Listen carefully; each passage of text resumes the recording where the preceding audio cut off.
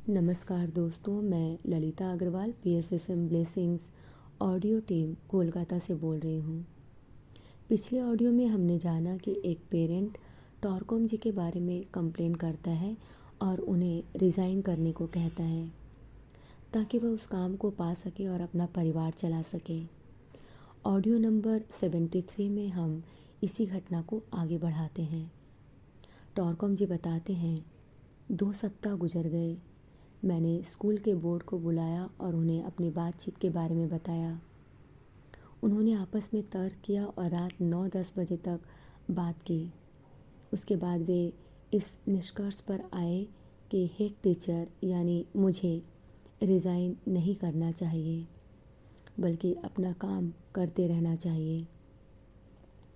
उन्होंने कहा कि इस व्यक्ति की रेपुटेशन बहुत ख़राब है और अगर वह मेरी निंदा या झूठा प्रचार करता है तो कोई भी उसका विश्वास नहीं करेगा, क्योंकि मेरी रेपुटेशन बहुत अच्छी है और सभी लोग और सभी बच्चे मुझसे बहुत प्रेम करते हैं।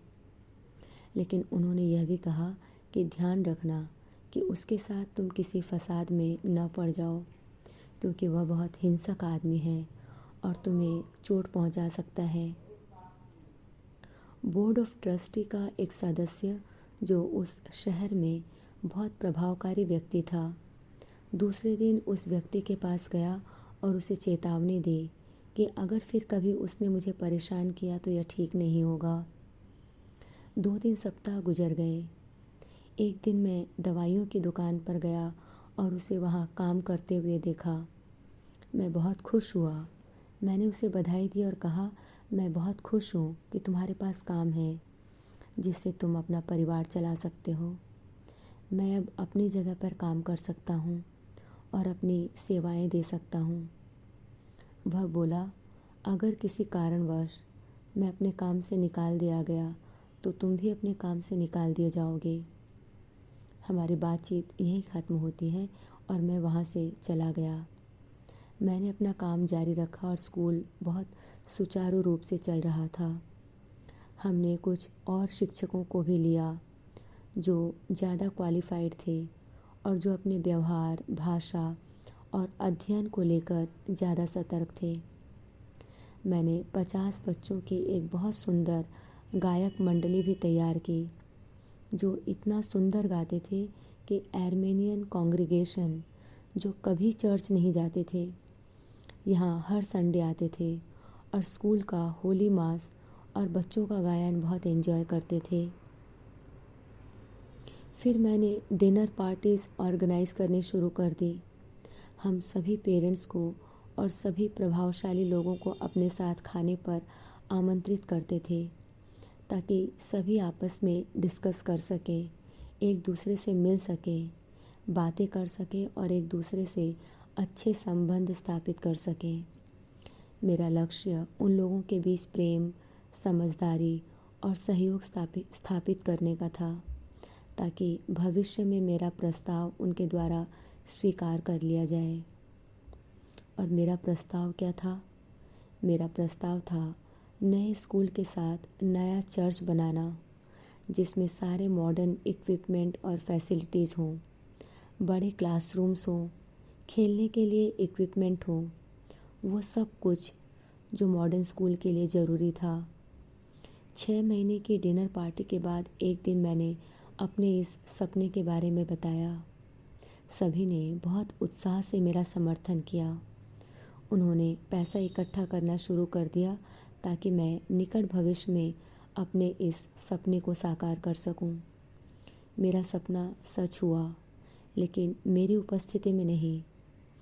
हुआ यह कि वर्षों तक स्कूल को ऑर्गेनाइज और सर्व करने के बाद एक दिन एक पार्टी का नेता स्कूल आया और बोला, तुम बच्चों को ऐसे दर्शन के बारे में सिखा रहे हो कि अब वो हमारे राष्ट्र को लेकर जो स्वप्न है उन्हें सुनने को तैयार नहीं है।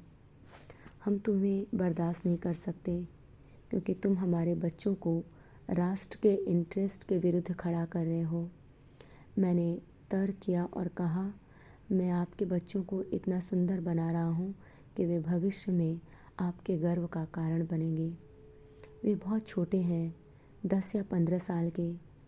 उसके बाद आप चाहें उन्हें कॉलेज में भेजें या बिज़नेस में, आप अपनी पार्टी पॉलिटिक्स उनके सामने एक्सप्लेन कर सकते हैं या उन्हें राजनीति में ला सकते हैं अगर आप चाहें। लेकिन मैंने शुरू से ही प्रॉमिस किया था कि मैं स्कूल में राजनीति नहीं आने दूंगा। मैंने उन्हें आर्मेनियन संस्कृति, आर्मेनियन इतिहास, पूर्वजों के लिए आदर और भविष्य के लिए दूरदृष्टि सिखाई है। लेकिन आर्मेनियन या इस संसार में किसी भी व्यक्ति के प्रति बिना किसी जातिवाद या घृणा के। उन्होंने कहा, यह तुम्हें हमारी अंतिम चेतावनी है, तुम्हें स्कूल छोड़ना ही पड़ेगा। तुम अपने लिए कोई और काम ढूंढो। अगर ऐसा नहीं हुआ तो हम आकर स्कूल को डिस्ट्रॉय कर देंगे। मैं बहुत थक गया था। मैंने कहा, मैं वही करूँगा जो आप चाहते हैं। मैं जानता था कि वे बहुत पावरफुल लोग हैं। वे सरकार के लोग थे और राष्ट्र के कार्यों से जुड़े हुए। मैंने कहा, मैं रिज़ाइन कर दूँगा। ईश्वर आपके बच्चों की रक्षा करे। मैं अब भी उनसे प्रेम करता हूँ और भविष्य में भी मुझे यहाँ आने में खुशी होगी अगर आप चाहें। दूसरे दिन मैंने बोर्ड और प्रिस्ट के पास अपना रेजिग्नेशन जमा कर दिया था, जिनके पास पहले से इस तरह की सूचना थी। उन्होंने मुझसे कहा कि मेरा रेजिग्नेशन एक बुद्धिमानी भरा कार्य है, तुम जाओ और नया काम ढूंढो। दूसरे दिन मैं चला गया। मुझे समझ में नहीं आया कि मैं क्या करूं, क्योंकि उन्होंने मुझे जो पेमेंट दी थी उसे और अपनी पूरी सेविंग्स को मिलाकर मैं सिर्फ 1 या 2 सप्ताह के लिए काम चला सकता था। इसलिए मैं ब्रिटिश एयरफोर्स गया। मैं ब्रिटिश एम्बेसी गया। ब्रिटिश एम्बेसी में एक आर्मेनियन सेक्रेटरी थे, बहुत बुद्धिमान व्यक्ति। एम्बेसी के लोग उन्हें बहुत प्यार करते थे। मैंने उन्हें इस स्थिति के बारे में बताया। असल में उन्हें सब कुछ मालूम था और मेरे प्रति वह काफ़ी करुणावान थे। उन्होंने मुझसे कहा कि मुझे चिंता करने की कोई ज़रूरत नहीं है, वह मेरे लिए कोई न कोई काम ज़रूर खोज कर देंगे। 1 सप्ताह के बाद उन्होंने मुझे बुलाया। वो बोले, मुझे तुम्हारे लिए एक काम मिला है। मुझे नहीं पता कि तुम इसे कर सकते हो या नहीं, क्योंकि यह शहर बहुत छोटा है और कहीं भी कोई काम नहीं है। मुझे लगता है अगर तुम यह काम ले लो तो तुम इसे अच्छी तरह कर पाओगे। काम यह था कि मुझे रेलवे स्टेशन में एक लोहार या फिल्टर मेट की तरह काम करना था। वे मैकेनिक्स के असिस्टेंट को फिल्टर मेट बोलते थे। पहली बार मैं वहाँ गया क्योंकि मेरे पास ब्रिटिश एम्बेसी से रिकमेंडेशन लेटर था। उन्होंने मेरा बहुत आदर किया।